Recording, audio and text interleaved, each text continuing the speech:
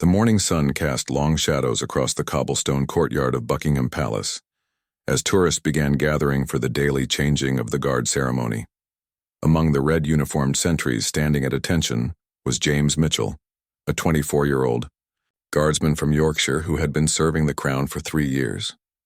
His tall frame stood perfectly still, his famous bearskin hat adding to his imposing presence, while his eyes remained fixed straight ahead as protocol demanded. James had always been different from his fellow guards. While they spent their off-duty hours at the local pubs or watching football matches, he could usually be found in his small quarters with his guitar, quietly strumming melodies and writing songs. Music had been his first love long before he ever considered military service. As a teenager in his small Yorkshire village, he had performed at local festivals and church gatherings, his voice carrying a rare quality that made people stop their conversations and listen. His journey to becoming a royal guard had been unexpected. After finishing school, James had planned to pursue music professionally, but family financial troubles forced him to reconsider. His father had fallen ill, and the family farm was struggling. The steady pay and benefits of military service seemed like the responsible choice, even though it meant putting his musical dreams on hold. The prestige of guarding the royal family provided some comfort, knowing he was serving something greater than himself. The training had been intense. Months of physical conditioning, weapons training, and learning the precise movements and protocols that made the guard ceremony so spectacular. James had excelled in all areas, but he particularly impressed his instructors with his discipline and attention to detail. He understood that being a Queen's Guard meant more than just standing still. He was a living symbol of British tradition and excellence watched by millions of visitors from around the world. On this particular Tuesday morning, the usual crowd of tourists was larger than normal. School groups from various countries mixed with families on vacation, amateur photographers, and curious locals who never tired of the spectacle. Among them was a group of university students from America, their excited chatter and frequent photo-taking marking them as first-time visitors to London. They had been in the city for only 2 days as part of a study abroad program, and visiting Buckingham Palace was at the top of their must-see list. The group's unofficial leader was Marcus Thompson, a charismatic communications major from California, who never missed an opportunity to create memorable moments for his social media followers. He had already posted dozens of photos and videos from their London adventures, each one garnering hundreds of likes and comments from friends back home. Marcus had a particular talent for finding unique angles and creating content that stood out from typical tourist posts. As the morning progressed and the crowds grew thicker, Marcus noticed something that caught his attention. While most tourists kept a respectful distance from the guards, snapping photos from afar, he observed that some visitors would occasionally approach closer, testing the famous stoicism of the Queen's Guard. He had heard stories about guards remaining completely motionless and silent no matter what happened around them, and his curiosity was piqued. "Look at him," Marcus whispered to his friends, nodding toward James, who stood perfectly still at his post. "They say these guys won't react to anything. They're like statues." His friends gathered around, their phones already ready to capture whatever Marcus had planned. They had learned to expect the unexpected from their friend, whose bold personality had led them on several memorable adventures during their short time in London. The idea began forming in Marcus's mind as he studied James's perfect posture and unwavering gaze. He had read online about various attempts by tourists to get reactions from the guards. People had tried telling jokes, making funny faces, even dancing in front of them. But Marcus wanted to try something different, something that might actually connect with the person beneath the uniform rather than just trying to break their professional composure. "What if we asked him to sing?" Marcus suggested to his group, his voice barely audible above the crowd noise. Not to make fun of him, but genuinely. Maybe he's got a good voice. These British guys sometimes surprise you. His friends looked skeptical, but they had learned to trust Marcus's instincts for creating unique moments. James, meanwhile, remained focused on his duties, though he was acutely aware of the growing attention from the American group. In his 3 years of service, he had encountered every type of tourist behavior imaginable. Most were respectful, some were annoying, and a few were genuinely problematic. He had developed an ability to assess crowd dynamics while maintaining his stoic facade, and something about this particular group's energy suggested they were planning something. The morning air carried the familiar sounds of London, traffic from the nearby streets, the chatter of tourists in multiple languages, the occasional bark of orders from senior guards, and the rhythmic footsteps of patrols. For James, these sounds had become the soundtrack of his working life, as familiar as the weight of his rifle and the feel of his uniform. Yet, beneath the surface of his professional composure, the part of him that had once dreamed of performing, music remained alive, though deeply buried under layers of duty and responsibility. As the clock approached the hour when the ceremony would begin, the crowd's anticipation grew palpable. This was the moment tourists had been waiting for. The precise choreographed movements of the guards, the musical accompaniment, and the pageantry that had remained virtually unchanged for centuries. But none of them, including James himself, could have predicted that this ordinary Tuesday morning would become the day that changed everything for a young guardsman from Yorkshire who had never stopped dreaming of sharing his gift with the world. Marcus took a deep breath and stepped forward, his heart racing with nervous excitement. His friends flanked him, phones ready to capture whatever was about to unfold. The other tourists around them began to notice the movement, creating a small circle of anticipation. James remained perfectly still, his training taking over as he prepared for whatever disruption was coming his way. "Excuse me?" Marcus called out, his voice carrying clearly across the courtyard. "I know you can't respond, but we're from America, and we've heard about the incredible talent that exists in Britain. We were wondering—" He paused, gathering courage for his unusual request. "Would you consider singing something for us? We'd love to hear a British voice." The request hung in the air like an unexpected note in a familiar melody. Around them, other tourists began to murmur among themselves, some pulling out their phones to record what they assumed would be another failed attempt to break a guard's composure. A few elderly British visitors shook their heads disapprovingly at what they considered typical American boldness. James felt his chest tighten slightly. Of all the things tourists had asked him over the years, to smile, to move, to pose for pictures, to break character, no one had ever asked him to sing. The request hit something deep within him, touching the part of his soul he had carefully locked away when he put on the uniform. For a moment, the sounds of London seemed to fade, and he could almost hear the guitar melodies he used to play in his small room back in Yorkshire. But protocol was clear. Guards did not interact with tourists. They did not speak. They did not move unnecessarily, and they certainly did not perform on duty. James had seen fellow guards disciplined for far less serious breaches of conduct. His military training, his sense of duty, and 3 years of rigid discipline all screamed the same message. Remain silent, remain still, remain professional. Yet something about the genuine tone in Marcus's voice gave him pause. This wasn't the mocking challenge he was used to receiving from tourists trying to make him break character.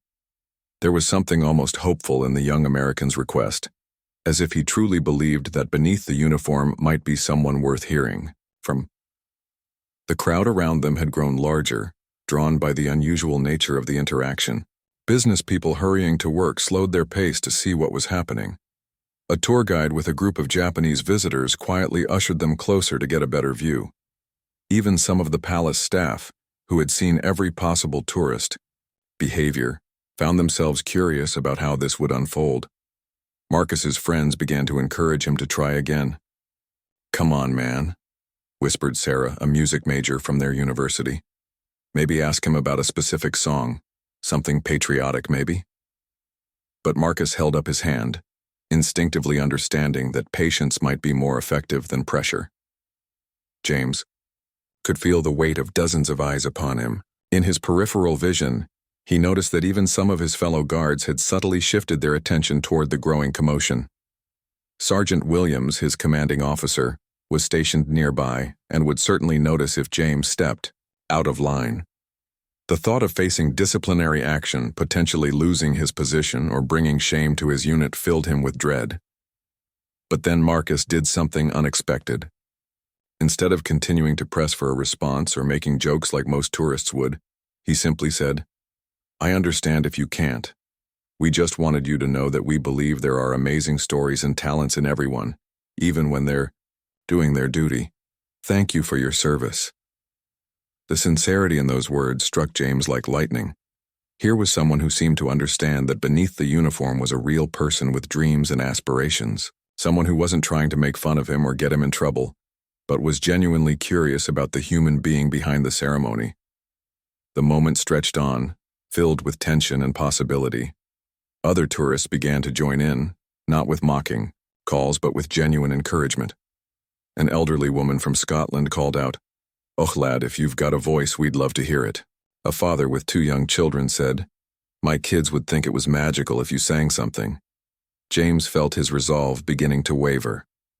The musician in him, the part he had suppressed for years, was stirring to life. He thought about all.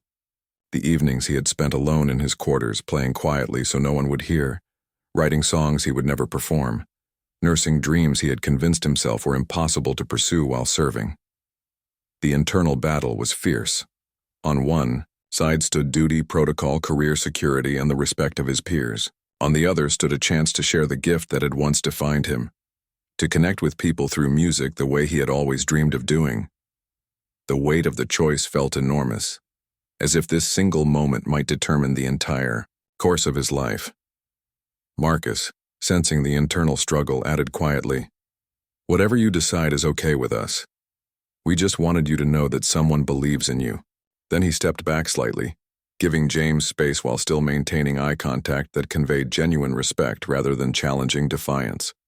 The crowd had grown to nearly 100 people now, all waiting to see what would happen next. Tour buses had stopped, their passengers pressing against windows to get a better view. Local news photographers, always alert for unusual palace activities, had appeared and were discreetly positioning themselves for potential shots. James closed, his eyes for just a fraction of a second, feeling the morning breeze across his face and hearing the distant sound of church bells from Westminster Abbey. In that brief moment, he made a decision that would change not only his own life, but touch the hearts of everyone present, and eventually reach millions of people around the world through the magic of social media and human connection. James opened his eyes and, for the first time in 3 years of service, allowed himself to truly see the faces of the people gathered around him. What he saw wasn't mockery or challenge, but genuine curiosity and hope. Children clutched their parents' hands, elderly tourists leaned forward on their walking sticks, and young people held their phones not as weapons of embarrassment, but as tools to capture what they sensed might be something special. Taking a breath deeper than any he had drawn while standing at attention, James made his choice. He would not move from his position. That would be too serious a breach of protocol. But perhaps, just perhaps, he could offer something without completely abandoning his post. "Amazing grace," he said quietly, his voice carrying clearly across the now silent courtyard. The 2 words were spoken so softly that for a moment people weren't sure they had heard correctly. But then James's voice rose, clear and pure, carrying the opening notes of the beloved hymn, "Amazing grace, how sweet the sound that saved a wretch like me." The effect was immediate and profound. The first notes seemed to freeze everyone in place, as if the entire courtyard had been touched by some kind of magic.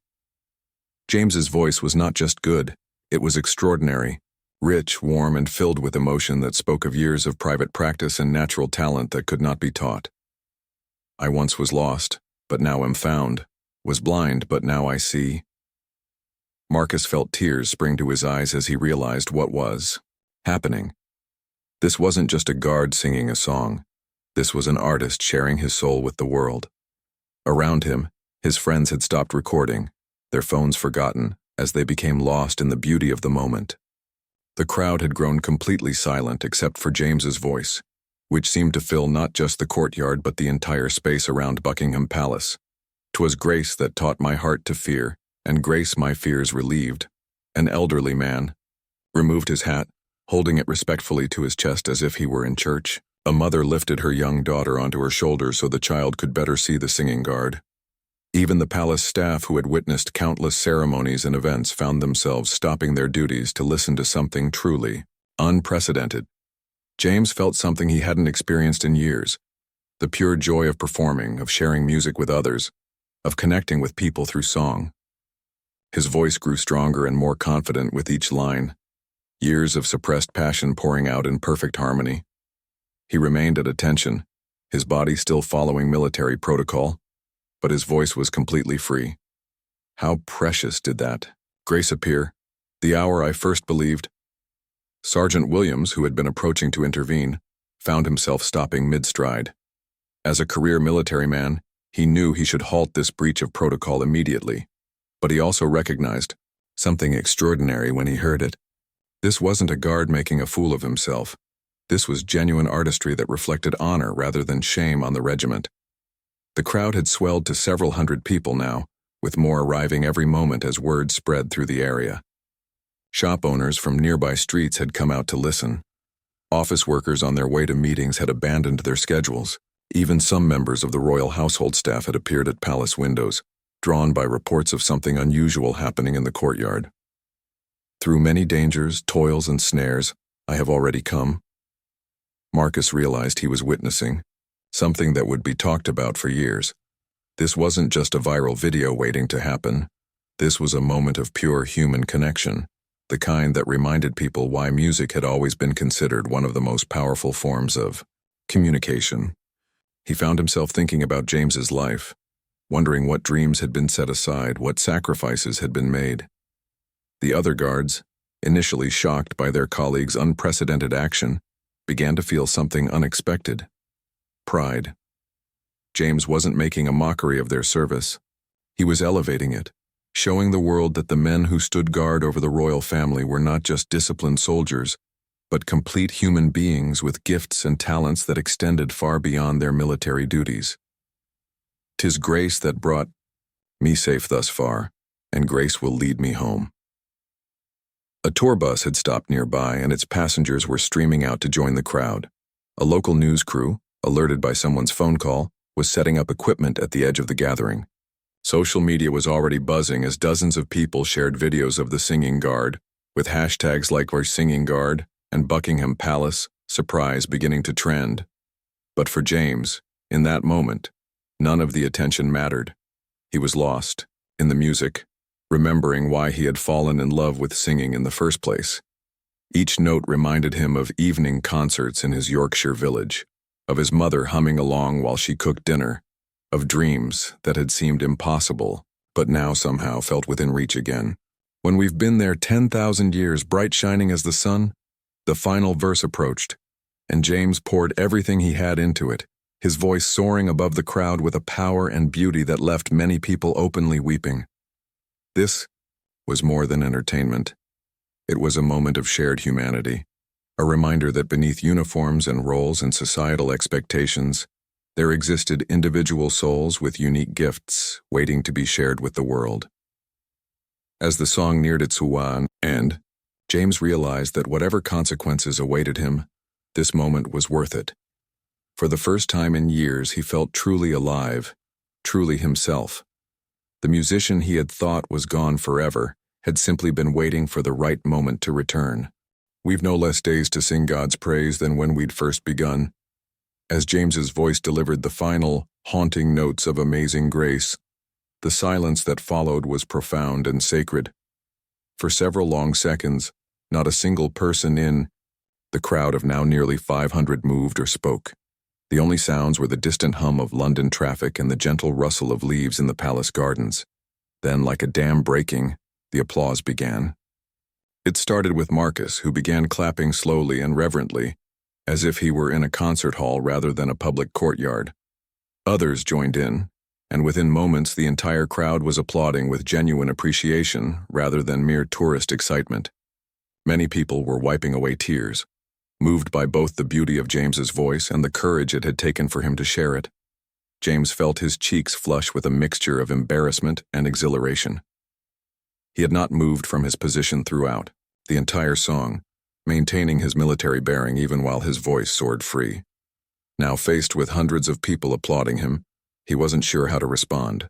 Protocol demanded that he return to complete silence, but the human part of him wanted to acknowledge their appreciation.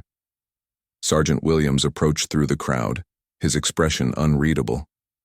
The gathering parted respectfully to let him pass, sensing that this moment would determine the fate of the singing guard. Some tourists looked worried, fearing they had gotten James into serious trouble by encouraging him to perform. "Guard Mitchell," the sergeant said in his crisp military tone, loud enough for those nearby to hear.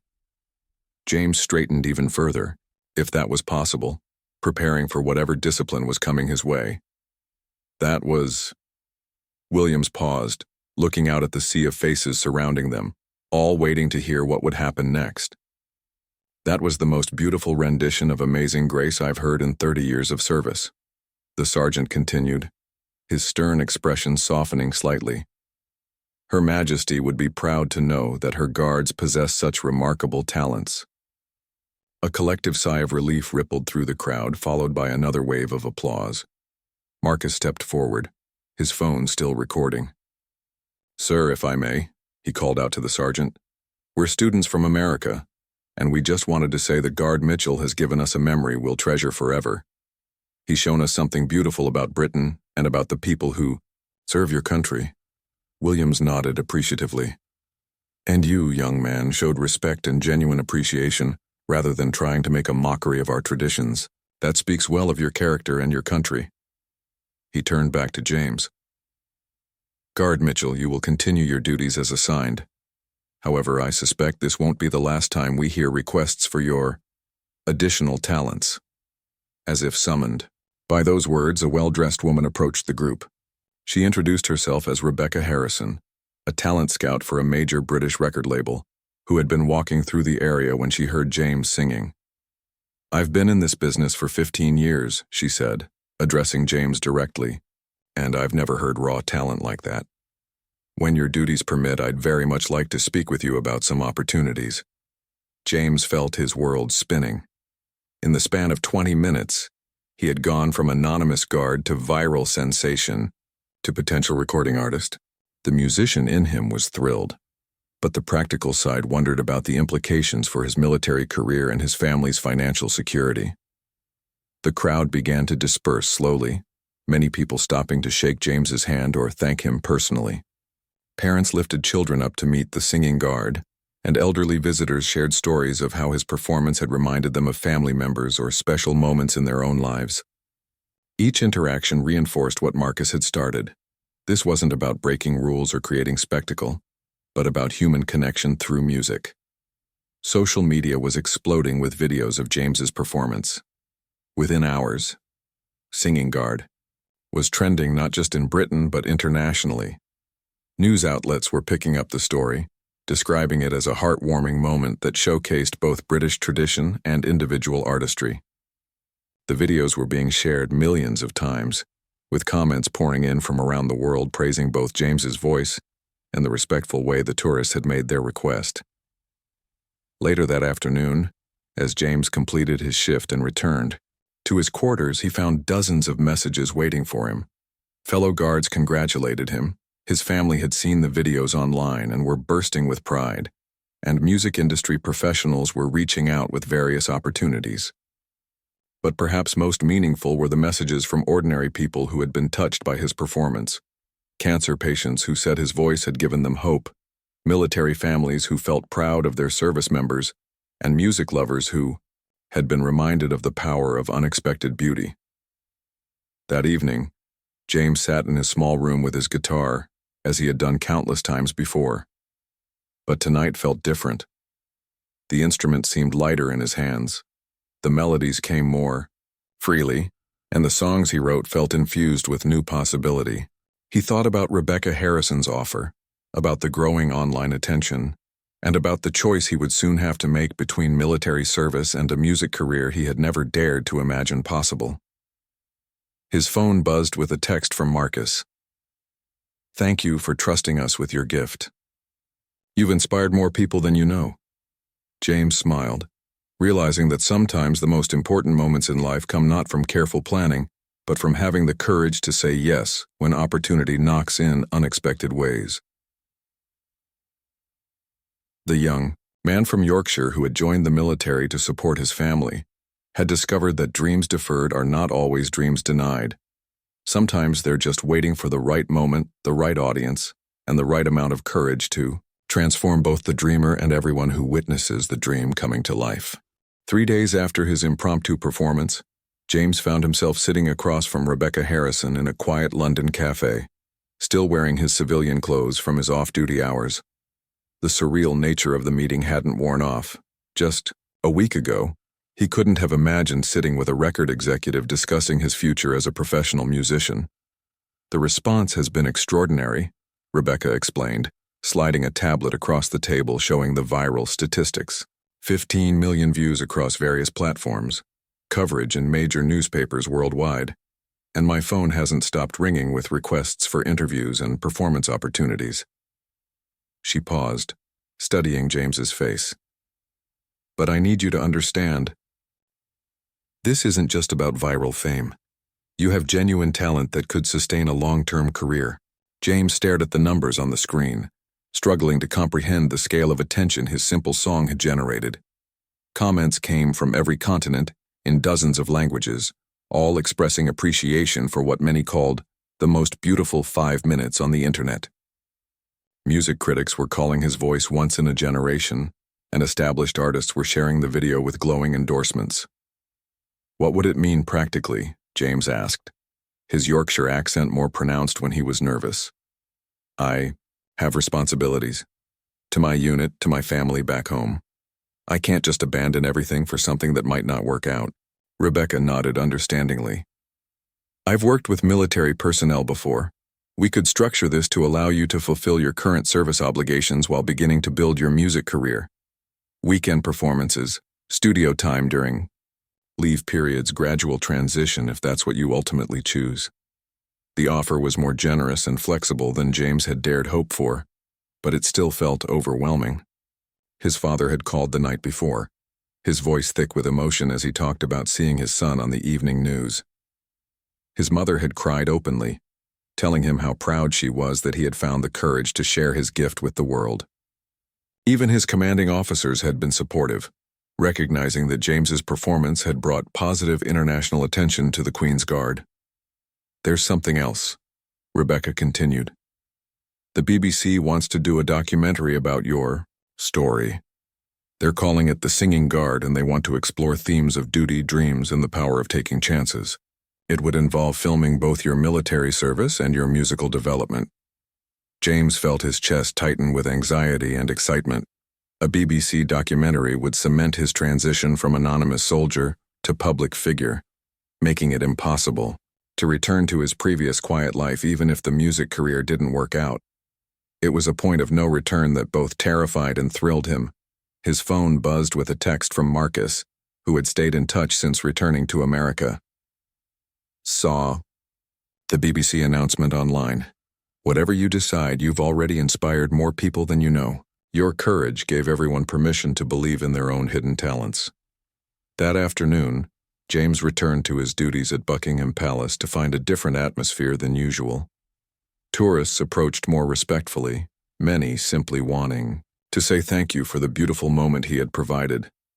Fellow guards treated him with new admiration, proud to serve alongside someone who had showcased their regiment in such a positive light. During his lunch break, James walked through St. James's Park, trying to clear his head and think through his decision. He found himself humming without realizing it, his voice naturally filling the quiet spaces between his thoughts. An elderly man sitting on a nearby bench looked up and smiled, recognizing the voice from the viral video. "You're the Singing Guard," the man said warmly. "My granddaughter has watched your video dozens of times. She started taking voice lessons because of you." The simple statement hit James harder than all the record industry statistics. He was actually inspiring young people to pursue music, to believe in their own voices. That evening, James video called his parents in Yorkshire. His father, a practical man who had initially worried about James leaving steady military work for the uncertainty of music, surprised him with his perspective. "Son, we raised you to serve something bigger than yourself. Maybe your service isn't just to the crown anymore. Maybe it's to everyone who needs to hear what you have to share." His mother added, You've been carrying this gift your whole life, waiting for the right moment. Perhaps that moment in the palace courtyard wasn't just chance. Perhaps it was meant to be. Rebecca had given him a week to make his decision, understanding the magnitude of what she was asking. As James lay in his narrow military bunk that night, listening to the quiet conversations of his roommates and the distant sounds of London beyond the palace walls, he reflected on the strange path that had brought him to this crossroads. The shy boy who had sung at village festivals had become a disciplined soldier, and now that soldier was being offered the chance to become a professional musician. Each role had taught him something essential. Music had given him passion, military service had given him discipline, and the viral moment had given him courage. His guitar leaned against the wall in the corner, silent but waiting. James realized that whatever decision he made, he was no longer the same person who had stood at attention 3 days ago, believing his musical dreams were permanently buried under duty and responsibility. The American students had unknowingly given him more than just an audience. They had given him back his voice both literally and figuratively. Tomorrow he would give Rebecca his answer. But tonight, for the first time in years, James fell asleep, not to the sound of military routines and protocols running through his head, but to melodies and lyrics for songs he was finally ready to share with the world. 1 year later, James stood on the stage at Royal Albert Hall, looking out at an audience of 5,000 people who had come to hear the former Queen's Guard, whose voice had captured hearts around the world. The venue that had hosted the greatest musicians in history was now welcoming a young man from Yorkshire, whose journey from palace courtyard to concert hall had become one of the most inspiring stories in recent memory. His debut album, Standing Guard, had topped the British charts and was climbing international rankings. The title track, inspired by his years of military service, had become an anthem about finding purpose in duty while never abandoning personal dreams. But tonight's concert was special. It was being broadcast live, and in the audience sat many of the people who had been part of his incredible journey. Marcus and his university friends had flown in from America for the performance, sitting in the front row with signs reading, "Thank you for saying yes." Rebecca Harrison was in the VIP section, beaming with the satisfaction of having recognized and nurtured extraordinary talent.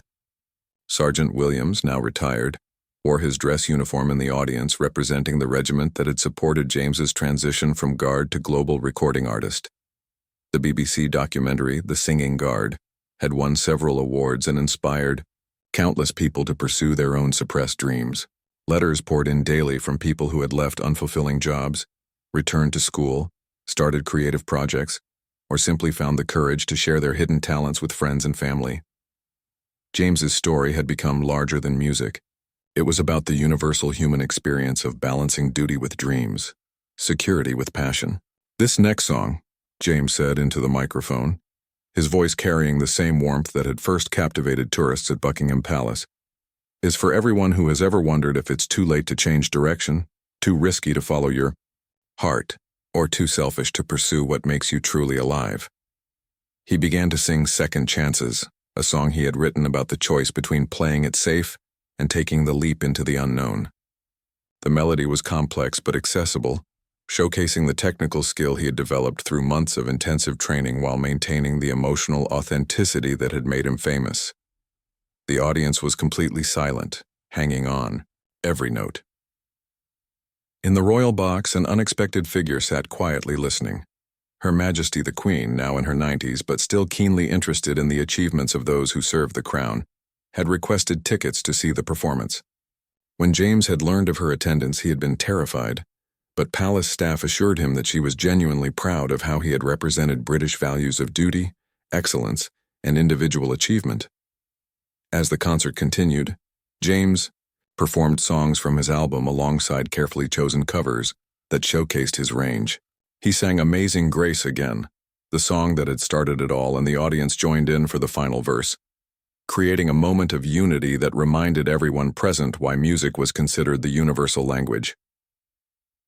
During the encore, James did something that had become his signature at every performance.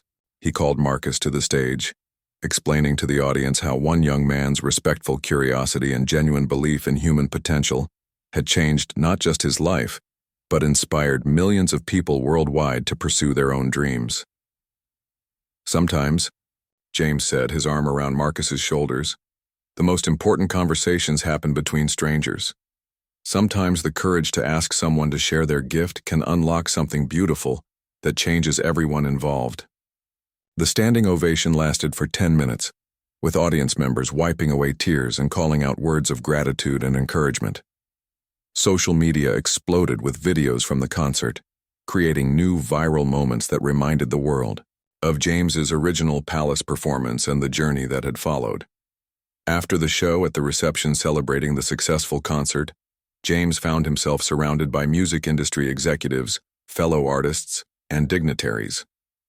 But the moment that meant the most came when his parents arrived, their faces glowing with pride as they embraced their son who had found a way to serve both duty and dreams. "Do you ever regret leaving the Guard?" a journalist asked during the after-party interviews. James considered the question carefully. "I'll always be grateful for my military service. It taught me discipline, honor, and the importance of serving something greater than myself. Now I serve music, and through music I serve people who need to remember that it's never too late to pursue what makes them truly alive." Later that night, alone in his hotel room, James picked up his phone and scrolled through thousands of messages from fans around the world. Teachers who had started school music programs, retired people who had taken up instruments, young military personnel who were pursuing creative projects in their spare time, and countless others who credited his story with giving them permission to believe in themselves. One message stood out from a young girl in Yorkshire who wrote, "My mum says you grew up near our village. I'm learning to sing because of you, and my teacher says I have a good voice. Maybe someday someone will dare me to sing and I'll be brave enough to say yes." James smiled, realizing that his story had come full circle. The shy boy who had once performed at village festivals had become a global inspiration, proving that sometimes the most profound impact comes not from grand gestures or careful planning, but from the simple courage to share your authentic self when opportunity presents itself. He opened his notebook and began writing lyrics for a new song, one that would capture the magic of ordinary moments transformed by courage and the ripple effect of kindness between strangers. The next morning brought news that would add another chapter to James's remarkable story. The royal family had announced the creation of a new initiative called Hidden Talents, designed to showcase and support the artistic abilities of military personnel and public servants. James would serve as the program's first ambassador, helping to discover and nurture other individuals whose gifts might otherwise remain hidden behind uniforms and duty. As he prepared for a television interview about the new program, James reflected on how far he had traveled from that Tuesday morning, when a group of American students had simply asked him to sing. The journey from Palace Courtyard to Concert Hall had been filled with challenges, difficult decisions, and moments of doubt. But it had led to something far more meaningful than personal success. His story had become proof that dreams deferred are not dreams denied, that duty and passion can coexist, and that sometimes the most important thing we can do is encourage others to share their gifts with the world. The young guard who had once stood silent at his post had found his voice, and in doing so, had helped countless others find theirs. The morning sun streamed through his hotel window, casting the same golden light he remembered from that fateful day at Buckingham Palace. James picked up his guitar and began to play, his voice filling the room with the same warmth and authenticity that had first captivated a crowd of curious tourists and eventually touched millions of hearts around the world. In that moment, he understood that his greatest achievement wasn't the album sales, the awards, or even the royal recognition. It was the knowledge that by having the courage to say yes when someone dared him to sing, he had created a ripple effect of inspiration that would continue long after the final notes of his career had faded into memory. The boy from Yorkshire had become a man who understood that sometimes the most powerful performances happen not on grand stages, but in the quiet moments when we choose to share our authentic selves with others, trusting that human connection and artistic expression can transform not just individual lives but the world itself, one song at a time.